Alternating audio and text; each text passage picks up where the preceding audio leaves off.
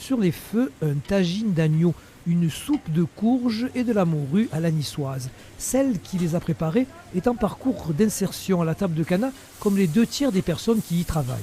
On fait 2 types de repas, on va dire. On fait des repas festifs qui est la partie traiteur, pour principalement des professionnels. Et on a une partie restauration collective. Alors là, ça va être des repas qu'on fait au quotidien pour les personnes qui mangent au sein de l'entreprise tous les midis.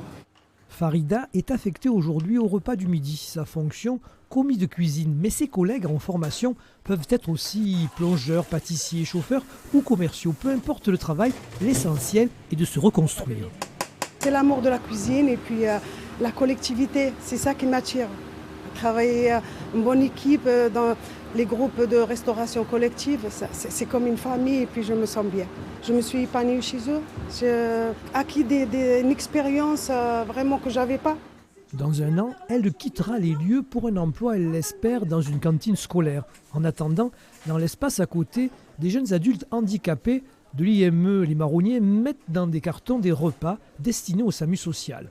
Au milieu de tant d'effervescence, on a du mal à les distinguer des personnes en insertion chargées de les encadrer. Mais qu'est-ce qu'apporte ce mélange ? De la reconnaissance, de l'intérêt, de se rendre compte qu'ils ont la capacité de faire des belles choses, de les partager aussi avec d'autres personnes avec des profils complètement différents.